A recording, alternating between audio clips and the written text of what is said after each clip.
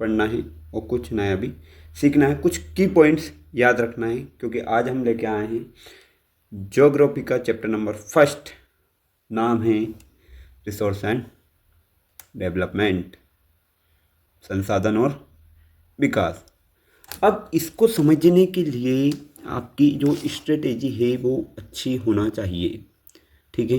Analysis of India's natural wealth, इससे 2 question बनने की लगभग संभावना है, 2-2 नंबर के भी हो सकते हैं, है ना। तो 4 नंबर का क्वेश्चन आपका यहाँ से प्रिपेयर हो सकता है। 2 ऑब्जेक्टिव और 2 नंबर का एक क्वेश्चन आने वाला है। तो फटाफट से जो इम्पोर्टेंट पॉइंट है उसको हम डिस्कस कर लेते हैं। सबसे पहले आता है resource are not free gifts of nature. Resource जो होता है नेचर के द्वारा फ्री गिफ्ट नहीं होता, they are a function of human activity. वो क्या होता है, ह्यूमन एक्टिविटी का कुछ काम होता है। अब जैसे फिजिकल इन्वायरमेंट, टेक्नोलॉजी और इंस्टीट्यूशन, तीनों एक दूसरे के ऊपर डिपेंड है। आपको फिजिकल इन्वायरमेंट मिल गया है, आपने उससे क्या करा, कुछ टेक्नोलॉजी बनाई है। अब टेक्नोलॉजी और फिजिकल इन्वायरमेंट मिलकर कोई सी संस्था बनाएंगे, मकान, बिल्डिंग, रोड वगैरह। अब रोड और फिजिकल इन्वायरमेंट मिलकर टेक्नोलॉजी को बढ़ाएंगे, तो मतलब तीनों एक दूसरे के ऊपर इंडिपेंडेंट है। Everything available in our environment which can be used to satisfy our needs. अब अगर बात बोल दी आपसे या पूछ लिया जाए कि रिसोर्सेज क्या होते हैं, इनको बोलते हैं रिसोर्सेज जो आपकी ज़रूरतों को पूरा करे, भले वो कोई सा भी सामान हो। हर एक व्यक्ति के रिसोर्सेज अलग अलग होते हैं, संसाधन अलग अलग होते हैं जिसकी रिक्वायरमेंट पूरी कर दें। आप पढ़ाई कर रहे हो तो आपका जो स्टडी मटेरियल आपका रिसोर्स है, कोई मजदूरी कर रहा है तो उसके जो सामान होते हैं वो उसके रिसोर्सेज हैं, है ना। तो इसमें इकोनॉमिकली, फिजिबल्स एंड कल्चरली सारी चीज़ें लागू होती हैं। Cost of indiscriminate use. Indiscriminate use मतलब हर एक जगह पे बराबर तरीके से आप रिसोर्स का यूज़ नहीं कर सकते। जैसा टाइम मिलेगा उस जगह पे उसी तरीके से यूज़ होंगे। जैसे डिप्लेशन मतलब होता है एक तरीके से लेयर बनना। Resource exhaustions to satisfy the greed of a few individual. अब रिसोर्स जो निकलते हैं वो सबकी रिक्वायरमेंट को फुलफिल नहीं करते। कुछ लालची लोग या कुछ बिजनेसमैन लोग, उनकी रिक्वायरमेंट फुलफिल होती है। एक्यूमुलेशन एंड डिवीज़न, आपने सुना होगा कि यार हम गरीब हैं, बाकी किसी के यहाँ तो ढेर लग रहे हैं। तो कुछ लोगों को ज़्यादा मिल जाता है और कुछ लोगों को इतना सही मिलता है। Society divided into 2 segment, haves have nots, है ना। हैव्स बोलते हैं हम रिच को और हैव नॉट्स पुअर को, है ना। किसी के पास है तो ज़्यादा है, वो अमीर है, जिसके पास नहीं है वो गरीब है। Global economical ecological crisis. अब हर जगह मान लो जगह ज़्यादा है तो जरूरी नहीं आपके पास रिसोर्स हो। अब ozone layer depression, global warming, environmental pollution, land degradation, ये क्या है, आपके इकोलॉजिकल थ्रेट हैं एक तरीके से, है ना। ये कहीं ना कहीं नुकसान पहुंचा सकते हैं हर तरीके से। वार्निंग क्या है, if the present trend of resource depletion by a few individuals and countries continue, the future of our planet is in danger. मतलब इस टाइप से अगर कुछ लोग ही रिसोर्स का यूज़ करते जाएंगे और काफ़ी तेज़ी से, तो हमारा जो प्लानट है वो काफ़ी ज़्यादा खतरे में आ ही जाएगा। ग्लोबल रिस्पॉन्स, अब रिस्पॉन्स क्या आ रहा है, तो एक बात आती है सस्टेनेबल डेवलपमेंट की। काफ़ी इंपॉर्टेंट क्वेश्चन रखा, खैर इस बार तो खैर ये आएगा नहीं, लेकिन इससे रिलेटेड मिलते जुलते क्वेश्चन आपसे पूछे जा सकते हैं। Sustainable development, development that takes place without damaging the environment, where present progress does not compromise the needs of future generation। इस टाइप का डेवलपमेंट आपके इन्वायरमेंट ख़राब भी ना हो, नुकसान भी ना हो, और आप फ्यूचर जनरेशन के साथ कॉम्प्रोमाइज़ भी ना करो। मतलब आपको जितनी ज़रूरत है उतना यूज़ करो, उससे अति ना करो। तो इस तरीके के डेवलपमेंट को हम बोलते हैं सस्टेनेबल डेवलपमेंट, है ना। स्वतंत्र विकास भी इसको हिंदी में बोला जाता है। रियो डी जेनेरियो अर्थ समिट जून 1992, तो पिछली बार एक ऑब्जेक्टिव था और ऑप्शन आता है आपका जून 1992। ऑब्जेक्टिव 5 है इसका, जो 2025 का पेपर है एमपी बोर्ड का, उसमें 100+ heads of states in Brazil, मतलब 100 से ज़्यादा कंट्री के लोग कहाँ पे आए थे ब्राज़ील में। एड्रेस्ड अर्जेंट इन्वायरमेंटल प्रोटेक्शन, किसको एड्रेस करने के लिए, जो इन्वायरमेंटल है उसको प्रोटेक्शन के लिए, सोशियो इकोनॉमिक डेवलपमेंट और सामाजिक और आर्थिक विकास के लिए। तो ये ब्राज़ील में एक जगह है, रियो डी जेनेरियो, मतलब कोस्टल एरिया में ही है। यहाँ पे अर्थ को देखते हुए, मतलब अर्थ पे जो इंडस्ट्रियल वॉर वगैरह जो भी चल रहे हैं उनको मद्देनज़र रखते हुए यहाँ पे एक समिट रखी गई है, मतलब एक सम्मेलन बोल सकते हो, एक वार्ता बोल सकते हो आप। तो वो जून 1992 में हुई थी और वहाँ पे 100 से ज़्यादा देश हुए थे और उन्होंने बोला कि हाँ रिसोर्स का यूज़ होगा लेकिन लिमिटेड प्रोग्रेस के साथ। तो उन्होंने वहीं पर एक बात रखी कि हाँ हम क्या कर सकते हैं। तो उन्होंने बोला एक काम करते हैं, हमारी 20वीं सेंचुरी तो गई है, तो हम 21वीं सदी है उसके लिए कुछ एजेंडा बना देते हैं। तो ये 21st सेंचुरी के लिए जो एजेंडा रखा था उसको बोलते हैं agenda 21, adopted for achieving sustainable development in the 21st century. Sustainable development से गोल को हम 21st सेंचुरी में अचीव करने वाले। गोल क्या है, combat poverty, disease and environmental damage, है ना। क्या क्या चीज़ें हमें ध्यान में रखना है, कॉम्बैट पॉवर्टी, पॉवर्टी से मतलब लोग ज़्यादा ना जूझे, गरीबी से बीमारियाँ ज़्यादा न फैले और एनवायरमेंटल डैमेज कम हो। इसके लिए क्या रणनीति रही है, स्ट्रेटेजी क्या रही है, every local government should draw its own local agenda 21। Her local government, है ना, जो भी लोकल गवर्नमेंट है आपकी, आम सरकार जो है, वो इसको क्या करे, लागू करे, मतलब अपने आइट साइड के एरिया पे निगाह रखें और ध्यान रखें कोई सी भी चीज़ का मिसयूज़ ना हो। क्लासीफाइंग द इन्वेंटरी, अब जो रिसोर्स है उसको किस तरीके से क्लासीफाई किया गया है। तो जो रिसोर्स था उसको, रिसोर्सेस, इसको दो टाइप से बांटा गया है। एक होता है नेचुरल, मतलब प्राकृतिक जो पहले से मौजूद है। दूसरा है जो मौजूद है उसके यूज़ करके आपने कुछ नया बनाया, उसको हम बोलते हैं ह्यूमन। तो ह्यूमन में तो बस आपके दो दिख रहे होंगे यहाँ पे, स्ट्रक्चर्स एंड इंस्टीट्यूशन। आप नक्शा बना सकते हो और उसी नक्शे के कदम पे नई चीज़ बना सकते हो। दूसरी चीज़ें, आप कुछ क्वांटिटी में उसको बना सकते हो और उसकी कुछ क्वालिटी बना सकते हो, है ना। दो चीज़ हो गई है। तो ह्यूमन मेड में तो बस दो टाइप के रिसोर्स आएंगे आपके, स्ट्रक्चर, इंस्टीट्यूशन, क्वांटिटी और क्वालिटी। नेचुरल रिसोर्स में दो टाइप के होते हैं, एक होता है रिन्यूएबल, दूसरा होता है नॉन रिन्यूएबल। रिन्यूएबल ऐसे रिसोर्स जो एक टाइम पीरियड के बाद वापस से फिल हो जाते हैं, कंप्लीट हो जाते हैं। जैसे कंटिन्यूस फ्लो, जो चीज़ का कंटिन्यूस फ्लो चलता रहता है उसके बारे में। जैसे वाइंड, हवा एक बार गई फिर वापस आ जाएगी, फिर गई फिर वापस आ जाएगी, ये 1 साल बाद मतलब वो फ्लो चलते ही रहता है। ठंडी, गर्म, नॉर्मल, इस टाइप से हवा का फ्लो, ऐसे ही पानी का फ्लो चलता है। इस बार गया गर्मी में, बारिश में वापस वाटर रिन्यूएबल हो जाएगा। दूसरा होता है बायोलॉजिकल। बायोलॉजिकल वृद्धि होना, एक तरीके से आप बोल सकते हो पॉपुलेशन बढ़ना, है ना। पुराने लोग गए, नए आते गए, तो ये भी एक क्या है, रिन्यूएबल है, मतलब ऑटोमेटिक क्या कर रहे हैं हम, उसको रिन्यूएबल किए जा रहे हैं। तो इसमें पहला आता है नेचुरल वेजिटेशन, मतलब फॉरेस्ट, अगर आप उसको छोड़ दोगे तो वो भी ग्रो करेगा। दूसरा वाइल्ड लाइफ, जिसमें जानवर, मतलब सारे बायोटिक लोग आ जाते हैं। अब इसमें नॉन रिन्यूएबल में आते हैं रिसाइकेबल और नॉन रिसाइकेबल। ऐसी चीज़ें जो, ऐसे रिसोर्स जो रिसाइकल हो जाते हैं, मतलब पूरी तरीके से रिसाइकल नहीं होंगे लेकिन फिर भी रिसाइकल, जैसे मेटल्स होते हैं, 100% तो नहीं लेकिन 80% के लगभग वो रिसाइकल हो जाते हैं, 60%। नॉन रिसाइकेबल मतलब जो आप ईंधन जो यूज़ करते हो, फ्यूल जो यूज़ करते हो, जैसे गाड़ी वगैरह में तेल वगैरह, जो इसको एक बार जलाया फिर वो उसको आप मतलब रिन्यू क्या हाथ में भी नहीं ला सकते, तो उसको बोलते हैं नॉन रिसाइकेबल। अब इस टाइप से भी आपके इनको रिसोर्सेज को कुछ अलग अलग क्वांटिटी के हिसाब से डिवाइड करके रखा है। क्या क्या रखा है अब वो देखें हम। बायोटिक, ओरिजिन के बेस पे दो टाइप के हैं आपके, बायोटिक और अबायोटिक। बायोटिक सजीव को बोलते हैं और अबायोटिक हम निर्जीव को बोलते हैं। Based on whether resource are living and non living. Living मतलब होते हैं जीवित या सजीव, और नॉन लिविंग निर्जीव, जिसमें जान नहीं होती, जैसे मनुष्य, पेड़ पौधे वगैरह, ये क्या है, बायोटिक और लिविंग है। अबायोटिक और नॉन लिविंग में आ जाएंगे आपके, जैसे पत्थर है, पहाड़ है, घर है, ये सारे नॉन लिविंग में। पहला होगा ये ओरिजिन के बेस पे।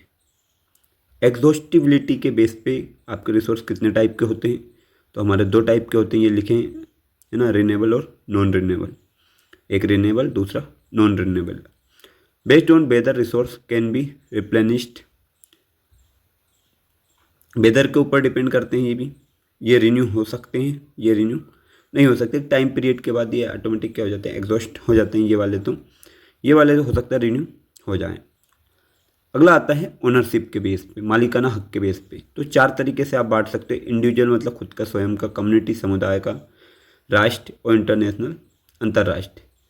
तो ये owns and control the resource. अब इस पे किसी न किसी का कंट्रोल बना हुआ होता है। सरकार का हो सकता है, किसी एक समुदाय का हो सकता है, किसी एक देश का हो सकता है, और काफ़ी सारे देश का भी हो सकता है। उसको इंटरनेशनल, किसी एक देश का है तो नेशनल, किसी एक समाज समुदाय का है तो कम्युनिटी, और किसी खुद का घर वगैरह जो है, बिजनेस वगैरह जो है वो खुद का इंडिविजुअल का है।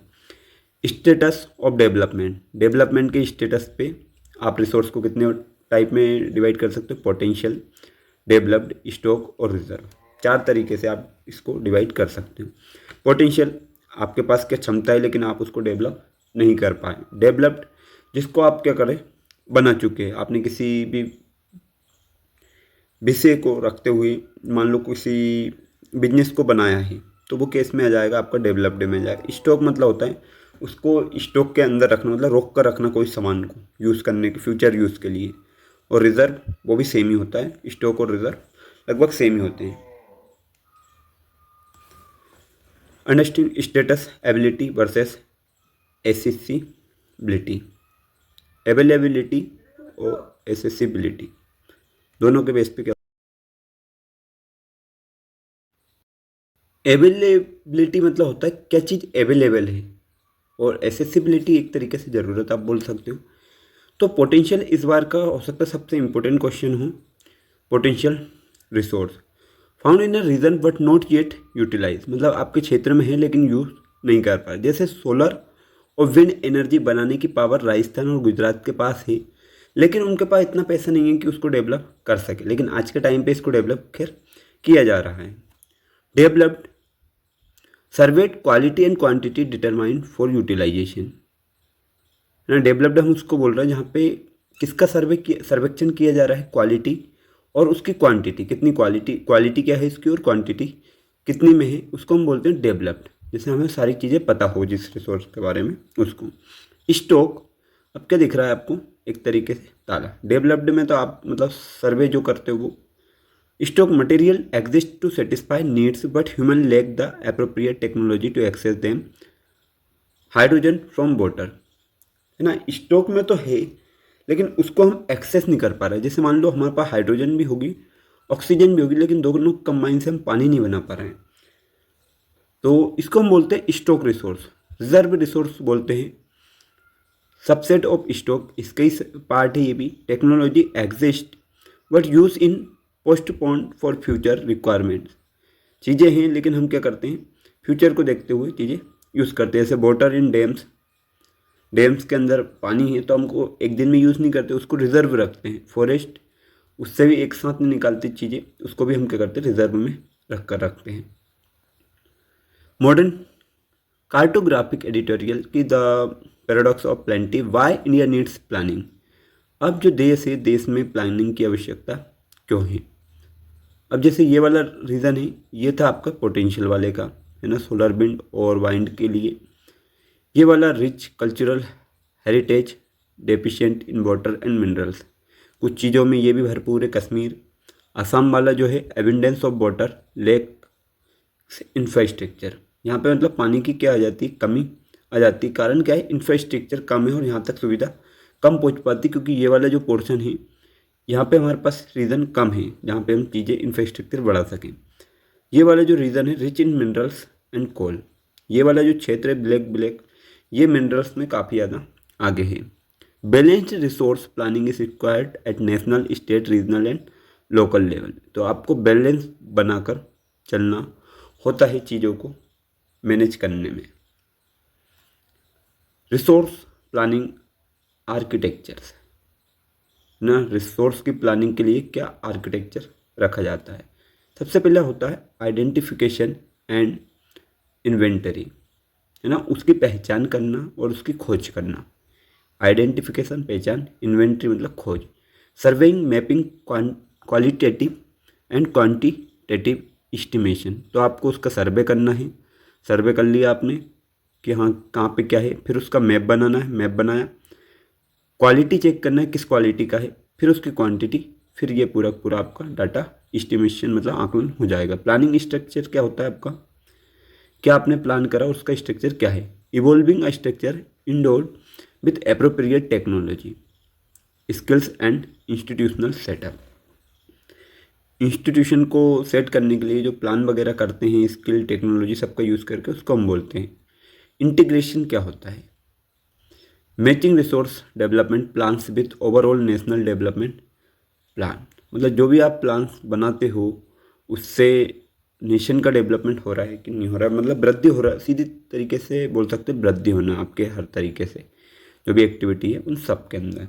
India has made concerted efforts toward this since first 5 years plan after independence। Bharat ने अपनी इकोनॉमी को बढ़ाने के लिए, अर्थव्यवस्था को आगे बढ़ाने के लिए 5 ईयर प्लान लागू कर रखा है। There is enough for everybody's needs and not for anybody's greed. Gandhi ji का एक स्टेटमेंट था है ना, ये स्टेटमेंट कभी ऑब्जेक्टिव या वन वर्ड में आ जाता है कि there is enough for everybody's need not for anybody's greed, मतलब हर एक व्यक्ति के लिए भारत के अंदर संसाधन पर्याप्त है लेकिन किसी लालची व्यक्ति के लिए पर्याप्त नहीं भी हो सकता। तो ये जो स्टेटमेंट दिया था ये दिया था आपके महात्मा गांधी जी ने ना। एक तो हिंद स्वराज पुस्तक है ये किनकी, महात्मा गांधी की, और ये किसने दिया, महात्मा गांधी ने स्टेटमेंट दिया था। अब दूसरा रिसोर्स आ जाता है, अभी तो हमने रिसोर्स के बारे में बात करी है, अब आता है आपका इसका मेन है ये भी, land resources a finite asset. अब पिछली बार क्वेश्चन पूछा गया था भारत के अंदर जो प्लान एरिया है वो कितने परसेंट है, तो भारत के अंदर जो प्लान एरिया है वो है आपका 43% है ना, फ्लक्स में आई थिंक था। माउंटेनियस जो एरिया है वो कितना है आपका, और प्लेटूस जो एरिया है वो कितना है, तो प्लेटूस जो एरिया है वो है आपका 27%, माउंटेनियस जो रीजन है वो है आपका 30% है ना। तो प्लेन एरिया में एग्रीकल्चर और इंडस्ट्री सेट होती है, माउंटेन में पेरेनियल रिवर टूरिज्म इकोलॉजी ये सेट, और plateaus rich reserve of minerals fossil fuel forest है ना, इनके भरमार होते हैं यहाँ पे। Land supports natural vegetation wild life human life old economic activity but it is an asset of finite magnitude है ना, फाइनाइट मैग्नीट्यूड के ये एसेट होते हैं। ये सबको क्या करते हैं, सवाल के रखते हैं, लैंड के ऊपर कोई भी व्यक्ति रह सकता है, वाली वो लालची हो या कैसी, अच्छा बुरा सब टाइप के इसके ऊपर सरवाइव कर सकते हैं। लैंड यूटिलाइजेशन पैटर्न, अब लैंड का पैटर्न क्या होता है यूज़ करने का। अब देखो कुछ एरिया में तो क्या है हमारे फॉरेस्ट है, कुछ में land not available for cultivation, जो लैंड कल्टीवेशन के लिए यूज़फुल ना हो उसको हम बैरन बंजर ज़मीन या सेटलमेंट बोल सकते हैं जिसमें घर वगैरह बना लिए वो। फेलो लैंड, कुछ टाइम आपने खेती करी फिर छोड़ दिया। नेट सोन एरिया इस बार का इंपॉर्टेंट क्वेश्चन, IMP मार दो इसको। नेट सोन एरिया मतलब आपके पास कितनी ज़मीन है और उसमें से कितने में हम खेती करते हैं। अब ये कुछ रीज़न है NSA disparity. Net sown area, Punjab Haryana के अंदर जो ज़मीन है उसका वो कितने परसेंट एरिया में खेती करते हैं, 80%, और वहीं पे अरुणाचल प्रदेश, अरुणाचल और मिजोरम में 10% से भी कम ज़मीन में खेती की जाती है। फॉरेस्ट कवर रियलिटी, फॉरेस्ट कितना परसेंट एरिया कवर करता है, तो करंट फॉरेस्ट कवर 33%। थोड़ा बहुत इसमें क्या है इंक्रीमेंट हुआ होगा, बाकी जो रीजन का जो एस्टीमेट है वो कितना है 33% का है। नेशनल फॉरेस्ट पॉलिसी 1952 के जो NCERT में दे रखा उसके अकॉर्डिंग। डायग्नोसिंग लैंड डिग्रेडेशन, क्या है लैंड डिग्रेडेशन का डायग्नोसिंग। माइनिंग, पहला है माइन करना मतलब खुदाई करना। Living deep scars and traces of overburdening, impact state Jharkhand, Chhattisgarh, MP और उड़ीसा। यहाँ पे माइनिंग होती है मतलब खदानें सारी चीज़ें होती जिससे मिट्टी क्या होती है, डिग्रेड होती है। डिग्रेडेशन का मतलब होता है क्वालिटी ख़राब होना ना, डिग्रेड मतलब ग्रेड मतलब होता है अच्छा उसका आकलन करना, और डिग्रेड करना मतलब उसको ख़राब कर देना। तो माइनिंग से ये स्टेट प्रभावित है ओवर इरिगेशन मतलब ज़्यादा सिंचाई से, कौन से, इरिगेशन मतलब सिंचाई। Water logging leading to salinity and alkalinity, ज़्यादा अगर आप पानी पानी भर के रखोगे तो या तो मिट्टी सेलाइन हो जाती है, नमकीन हो जाती है, या अल्कनिटी अल्कलाइन हो जाती है, क्षारीय हो जाती है। तो इम्पैक्ट कौन से उसमें देखने को मिल रहा है? पंजाब, हरियाणा, वेस्टर्न यूपी, ये राज्य क्या होते हैं, ज़्यादा इरिगेशन करते हैं, है ना। तो धान के टाइम पे तो फुल टाइम मिट्टी के अंदर क्या भरा रहता है, आपको पानी फिल हुआ रहता है, और बाद में गेहूं में भी काफ़ी ज़्यादा सिंचाई करते हैं। अगला आता है ओवर ग्रेजिंग। ओवर ग्रेजिंग बोलते हैं किसी जगह पे जानवरों को ज़्यादा चराना, एक्सीडिंग रिकवरी कैपेसिटी। अब इसका इम्पैक्ट कहाँ पे दिखता है? गुजरात में, राजस्थान, एमपी और महाराष्ट्र में। एक ही एक जगह पे अगर आपने देखा होगा खेत के अंदर एक ही एक जगह से आप निकल रहे हो तो वो जगह खेती के लिए पर्याप्त नहीं रहती है उस टाइम पे, और अगर ऐसे ही परमानेंट कर दोगे तो वो जगह पूरी तरीके से क्या हो जाएगी, मिट्टी डिग्रेड हो जाएगी, है ना। तो खेती वाली जगह अलग है, आपके रहने वाली जगह अलग है। Industrialisation, limestone grinding, cement, dust retards, infiltration, effluent pollute land, है ना। जो चूना पत्थर होते हैं, इनको जब पीसते हैं तो जो धूल डस्ट निकलते हैं, उससे मिट्टी भी क्या होती है, मिट्टी के ऊपर परत जम जाती है, उससे भी वो क्या होती है, डिग्रेड होती है। कंजर्वेशन स्ट्रेटेजी, अब इसको बचाने की क्या योजनाएं हो सकती है, क्या रणनीति हो सकती है? कि पहला होता है अफॉरेस्टेशन, एक होता है डिफॉरेस्टेशन, उसका मतलब होता है पेड़ों की कटाई। अफॉरेस्टेशन का मतलब होता है पेड़ों को लगाना, वृक्षारोपण जिसको बोलते हैं। Afforestation and proper management of grazing, grazing का मतलब जानवरों को चराने का मैनेजमेंट प्रॉपर हो, मतलब अलग अलग कुछ जगह पे वो ना जाए तो बढ़िया रहे। Planting shelter belt of plants, plants के जस्ट कुछ साइड में कवर करने के लिए भी प्लांट लगे होना चाहिए। Stabilisation of sand dunes bye growing thorny bushes arid areas, जो रेगिस्तानी एरिया होते हैं वहाँ पे ऊंचे नीचे जो रेत के टीले बने हुए होते हैं उनके बीच में थोर्नी बुशेस लगा दिए जाने चाहिए, जिससे धूल काफ़ी ज़्यादा ना उड़े और उस जगह को भी हम थोड़ा सा क्या बना सकते हैं, स्टेबल बना सकें। Proper discharge and disposal of industrial effluent after treatment, जो भी वेस्ट निकलता है उसका प्रॉपर तरीके से ट्रीटमेंट होना चाहिए, मतलब उसको प्रॉपर तरीके से ख़त्म किया जाना चाहिए, आधा अधूरे से काम नहीं होगा। Control of mining activity, mining की जो एक्टिविटी है उस पर भी नियंत्रण होना चाहिए, कंट्रोल होना चाहिए। सोइल द लिविंग सिस्टम, है ना। तो मिट्टी तो कहीं ना कहीं ज़रूरी है, अगर आपको खेती करना है तो मिट्टी ज़रूरी है। Most important renewable natural resource medium of plant growth, सबसे इम्पोर्टेंट है। अब मिट्टी की अलग अलग लेयर है, पिछली बार इसका 2 नंबर में डायग्राम था। ऊपर वाली जो मिट्टी होती है उसको बोलते हैं हम टॉप सॉइल, उसके नीचे वाली होती है उसको सब सॉइल बोलते हैं, उसके नीचे वाली होती है उसको बेदर रॉक बोल सकते हो आप, और नीचे वाली को बेड रॉक, इसको पेरेंट रॉक बोलते हैं, इसको बेड रॉक बोलते हैं, है ना। फैक्टर ऑफ फॉर्मेशन, क्या फैक्टर है फॉर्मेशन का? Relief, parent rocks, climate, vegetation और टाइम, इनके कारण ये होती है। इसका एक डायग्राम और ले लेते हैं सोइल होरिजन का। है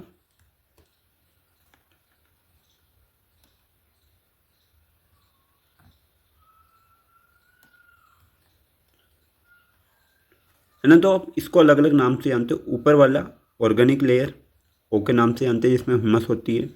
टॉप सॉइल ये वाली, इवोल्यूशन लेयर बीज वाली को बोलते हैं, है ना। टॉप सॉइल के बाद होती है सब सॉइल ये वाली बी वाली, सी वाली को पेरेंट रॉक, और लास्ट वाली को हम बोलते हैं बेड रॉक, जिसमें मतलब ये एकदम बेड की तरह होती है, इसमें कुछ भी गैप वगैरह बहुत कम होते हैं।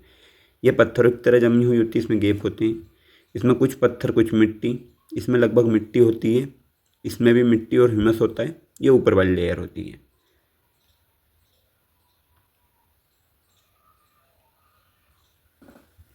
एलुवियल सोइल सबसे इम्पोर्टेंट है और सबसे ज़्यादा भारत में पाई जाने वाली सोइल है। एलुवियल सोइल ये वाला जो रीजन है यहाँ तक और कुछ पोर्शन इधर तक, ये एलुवियल सोइल मिलती है। Entire northern plain and eastern coastal delta में ये मिलती है। कंपोजिशन किससे बनी है? ये deposit by Indus Ganga Brahmaputra. ये रिवर के फ्लो से इधर इधर और इधर से घूमती हुई इधर की साइड ये फैली है।